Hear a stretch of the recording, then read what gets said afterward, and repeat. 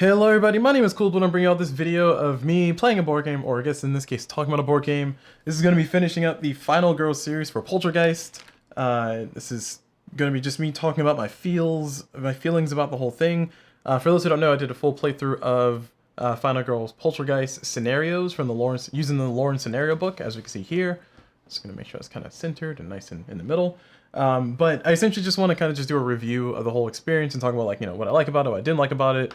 I did record this previously, which you won't see in the world unless you watch the live stream, because I do this live apparently. But I didn't like the way that one turned out, so I'm recording it a second time. But all that said and done, I was going to talk about my feelings. So overall, did I enjoy myself? Yes. But as I said before with the Hans one, not for the reasons that the designers may have intended. I just kind of like looking at the game and analyzing the game and figuring out what is it about this game that maybe I don't necessarily jive with, and I want to change and modify and make it to shape my own play styles, to which I came up with mods and stuff, which you can go watch the playthroughs if you want to see those mods, or if you watch the second video in this whole entire series, you can see the explanation of the mods from there.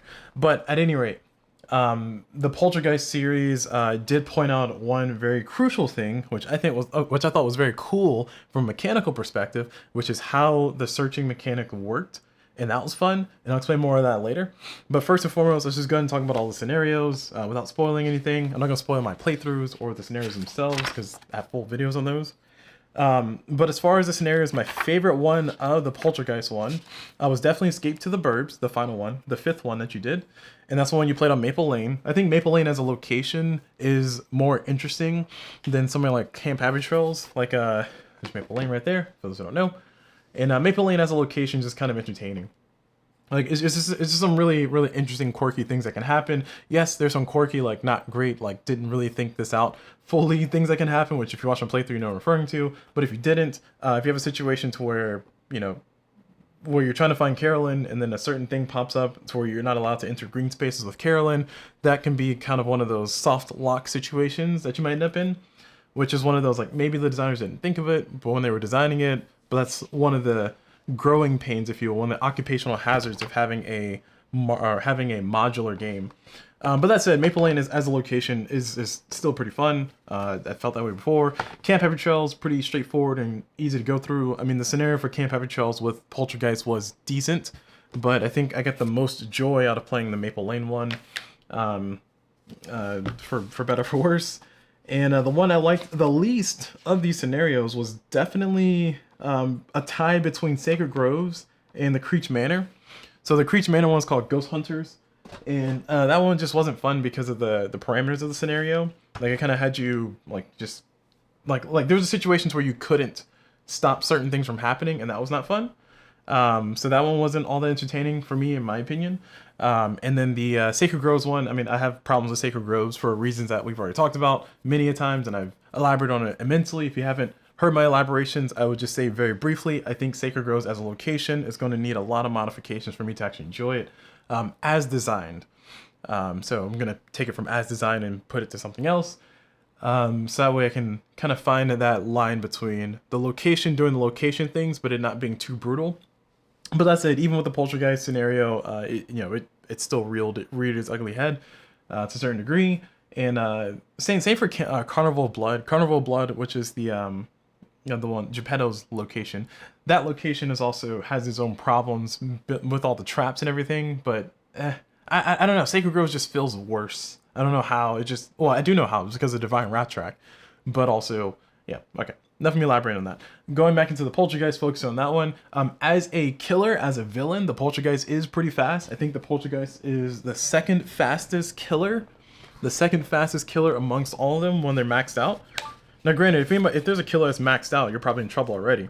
But I think the fastest person is Inkenyaba. The fastest killer, I should say, is Inkenyaba, and the Poltergeist is second fastest, because Inkenyaba can move at 5 when he's maxed out. So if I just get Poltergeist's board here, whoop, let me do that. Yeah, sure. This is made a mess of everything, didn't I? So here's all the killer boards here. So this is Poltergeist. You can see that maxed out. The Poltergeist moves at a speed of 4, and then down here, which is Inkenyaba, he moves at a speed of 5, so he's up there. And also the ghost, I guess I guess the Ghost is kind of on par with everybody else. I mean, Geppetto, the Inkinyaba, and Poltergeist, they all three of them have a track of 8. So if you count the steps that they have in their Bloodlust track, it's 8 for all of them. And then Hans has 10, Dr. Fright has 9.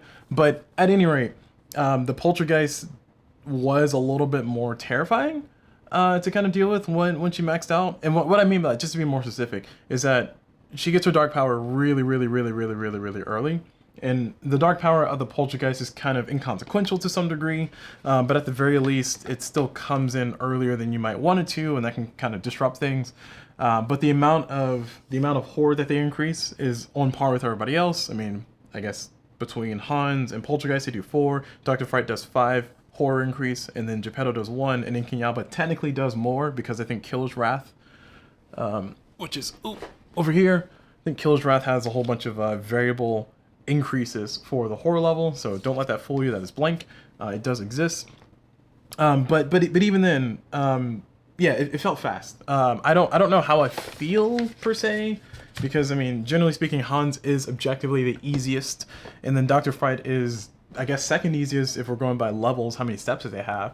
But they tend to be the ones that you have more even games in my opinion. As in, if you take all the tools that the game gives you by default and you play against them, the game feels kind of even-handed, or even-handed enough to where it doesn't feel like it's kind of overly biased towards evil, although it usually is, as in the game, which it should be because it's a solo game. But then again, you know, there's a balance between make sure that the players have enough tools to do stuff and then other things, but I'm kind of rambling on. So going back to the Poltergeist, make sure to stay focused on the Poltergeist scenario.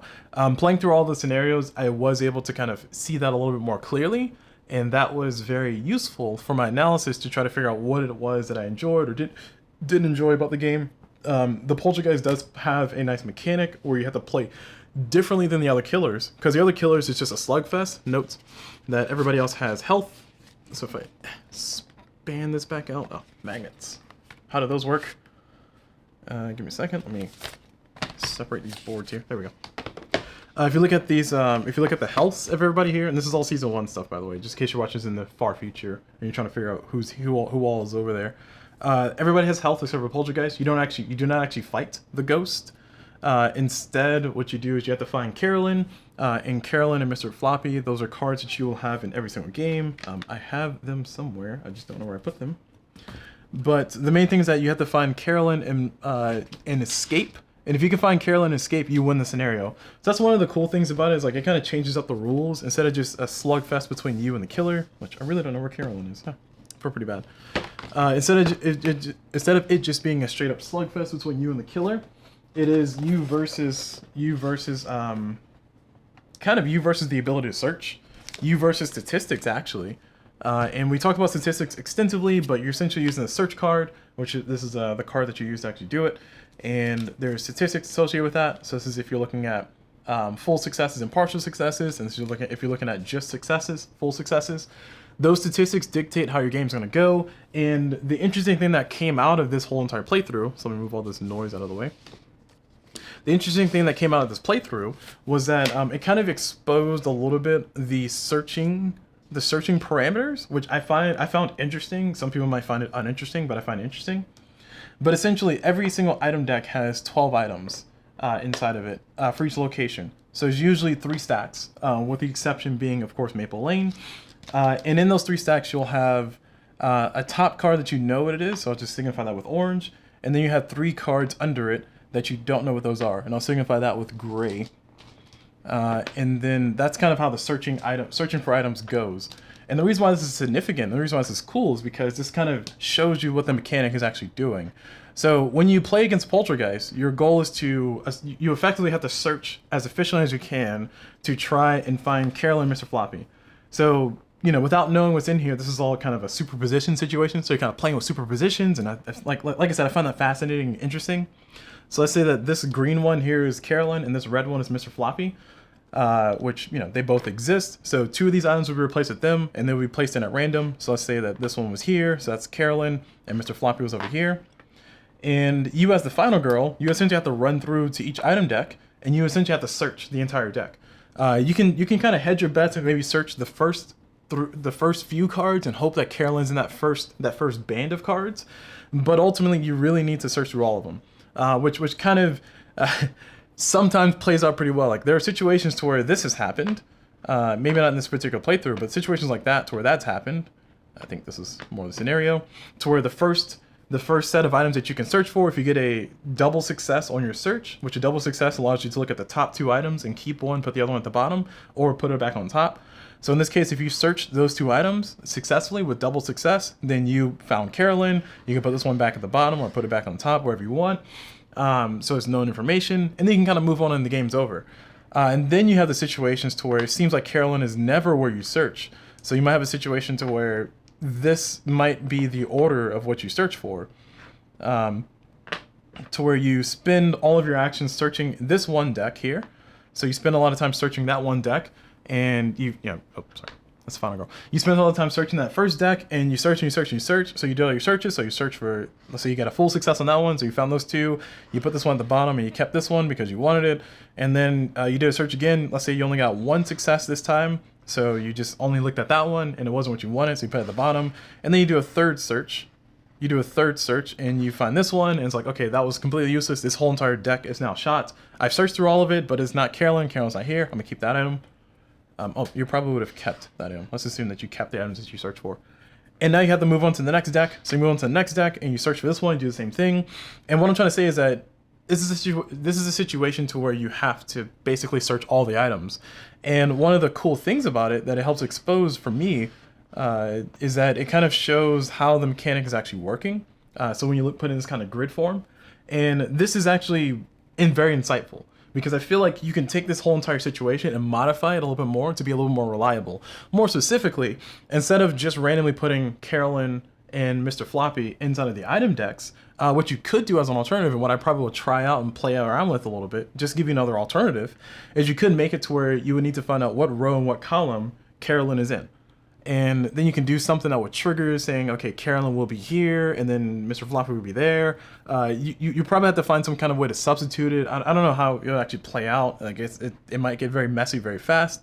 But essentially, if you can find out the row and the column of items that Carolyn's in, then you can do a certain thing to guarantee that you'll pick it up immediately, and then you can kind of move on. Maybe like a Ouija board type thing, because it's Poltergeist themed. That would be cool. That'd be fun.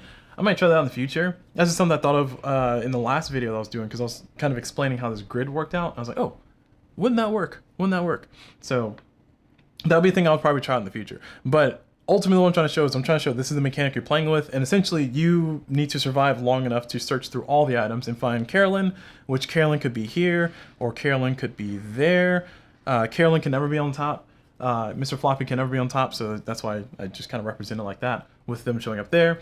And then of course in the case of Maple Lane, the deck is actually a little bit different, because there's 4 decks and there's 2 cards under. So that means that you would have 4 cards that that are not Carolyn or Mr. Floppy, and then Carolyn and Mr. Floppy are somewhere buried under those cards. And they have to do the same process of searching as well. So that's kind of like one of the main things I want to point out, was like, I thought that was very interesting and very cool to kind of discover and find out. Saying like I discovered a thing, but that it could also inform future modifications that I would make to the game to kind of give you like a secondary way. Like there's a game, if you've ever played it, it's called Forbidden Desert.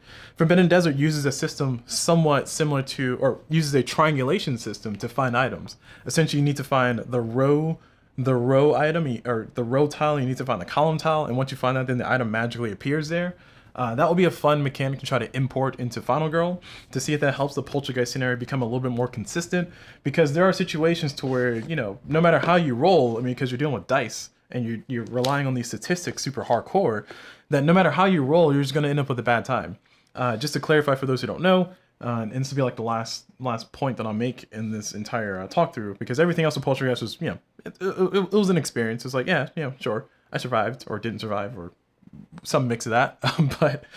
But from the statistical perspective, if you're looking at stars, because you need stars to do this, you're usually rolling 2 dice, because you spend a lot of time rolling 2 dice in this game. And for those who don't know, there's a horror track.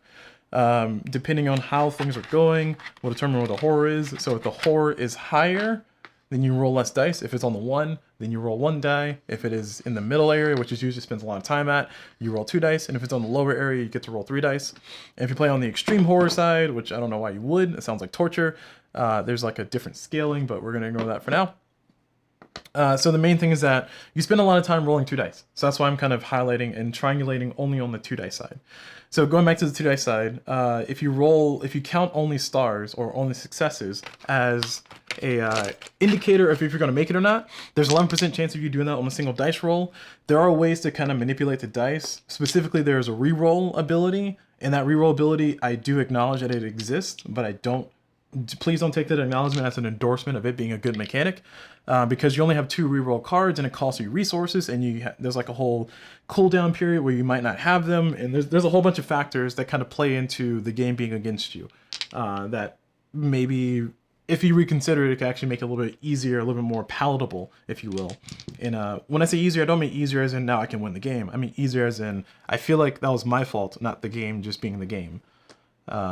Those kind of the more we can kind of make failure, if you will, the fault of the player and not the fault of just random dice being random, that I feel you have a more compelling game, because then it becomes, okay, how can I best approach this? How can I make better decisions in the future to actually approach things? And with the Poltergeist, you kind of really don't have much of that agency.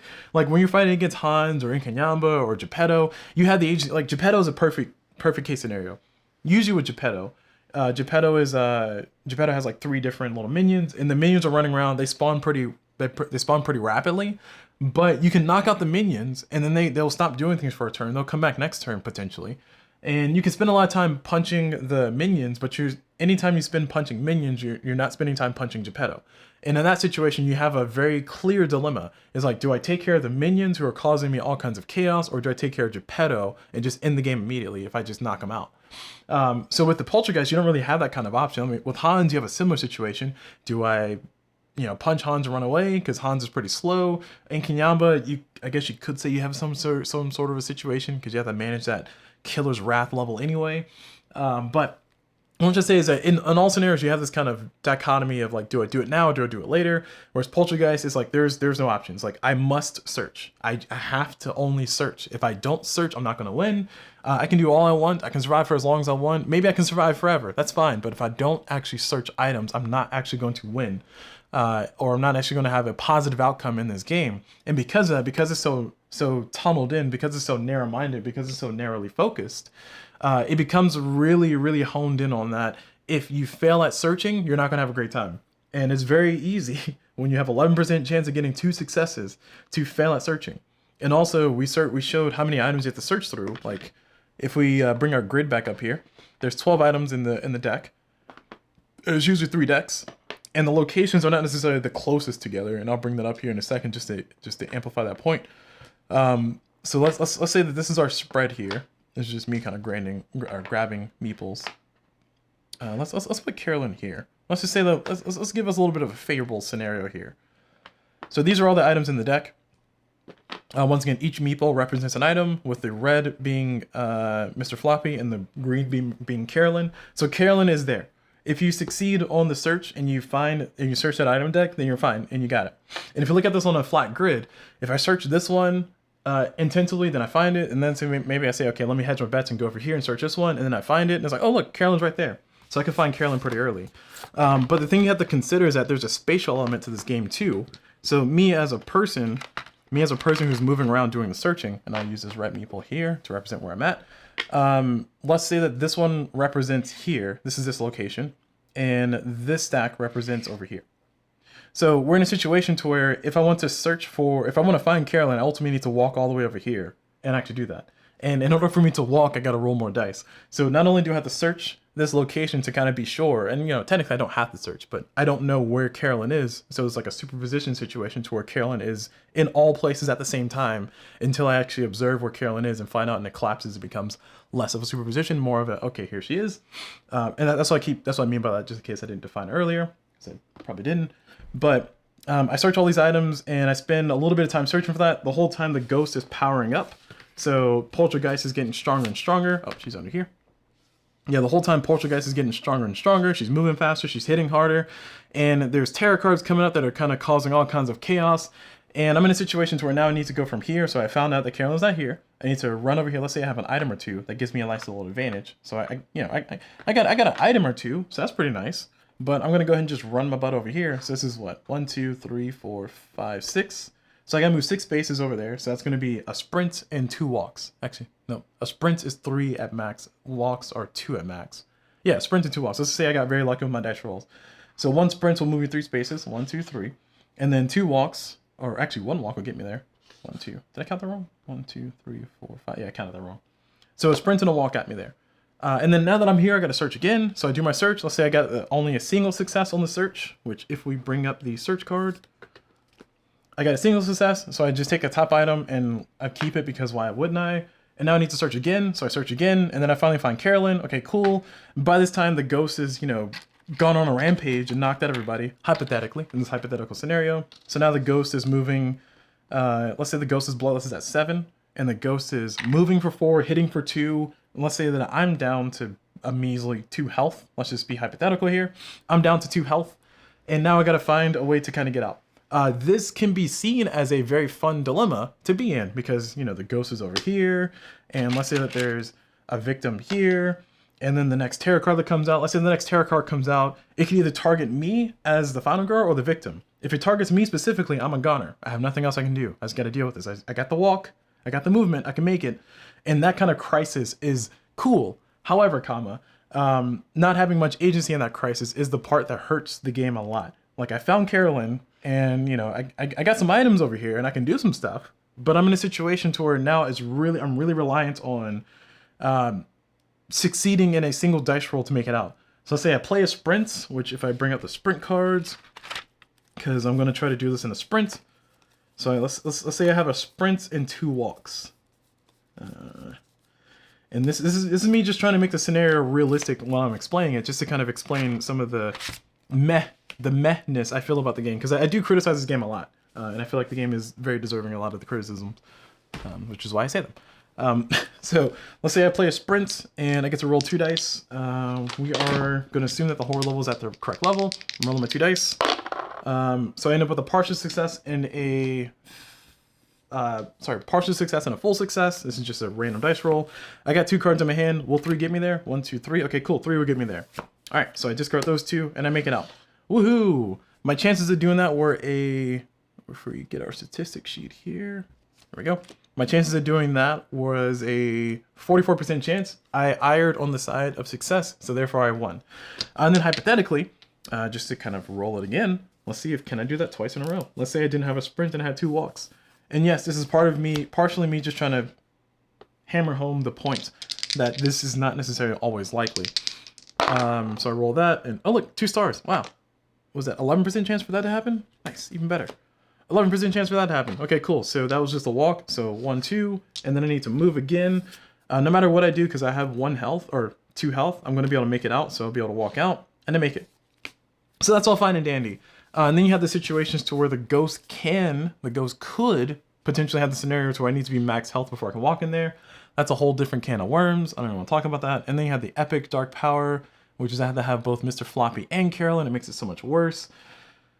All that goes a long way to say that there's only one direct track for victory, which is kind of frustrating with the Poltergeist. Like it's nice to have a change up in the mechanics. Like I don't have to go punch the ghost until the ghost dies and try to survive.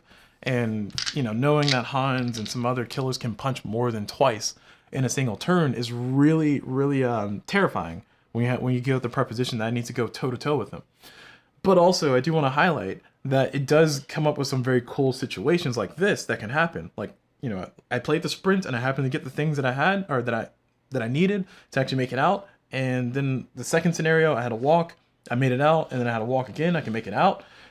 If that card comes out that needs to be fully healed, then I got to consider my options a little bit more. I might need to spend a whole entire turn trying to get a long rest, which exists in here. There it is. And then once I play the long rest, I can heal myself up because we're assuming that I have 2 health, and we're assuming that I'm playing a character who has 6 health, sure. So I need to get a double star on that one to actually make it. There's a lot of scenarios that can pop up. There's a lot of things that can pop up. There's a lot of variability, and those variables keep the game fresh and interesting. However, they're also a detriment in my opinion because it also leads to a very uneven situation.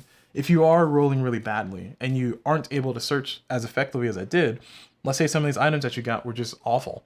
Let's say some of the items that you got were like things like weapons, like, you know, you got the baseball bat. Okay, cool. Congratulations for having the baseball bat. You cannot hit the ghost. Oh yeah, you got the shotgun. Congratulations, you got a shotgun. That's pretty useless.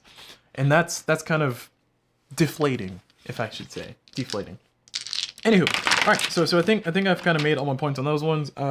Those are some situations. This whole grid situation is really cool. I'll kind of think about that in Theorycraft to see if I can find something that might be in addition to that, because I feel like one of the shortcomings of this game, and specifically, is that I don't think that this game gives you enough tools to actually overcome the challenges. It basically says rely on the dice and only the dice, and I feel like that's a little bit too narrow of a scope. But hey, that's just me and how I play the game, how I approach the game. So that's it. So as far as my my final verdict on this particular playthrough, would I do it again? Maybe for some of them. Like, I might do the Maple Lane one again just for fun, like off camera. And then I also might do the, what was the other one? No, yeah, Maple Lane's probably the other one. Camp Happy Trails is kind of meh. Like it was just a meh situation. But yeah, Maple Lane was definitely a fun one because of the mechanic of knocking on the doors and going inside the doors and searching. Like that's a very interesting, compelling proposition. That played the best in my opinion. So that one was fun. But for the other ones, yeah, I mean, probably wouldn't play them again if I don't have to. So I probably won't. And yeah, that's it. So that's it for this particular series video. Let's wrap up. I was trying to keep it under the time the previous one was, but looks like I rambled on enough to make it just exactly the same, but you don't know that. So anyway, thank y'all very much for watching. Hope y'all enjoyed it. And as always, I will see y'all whenever.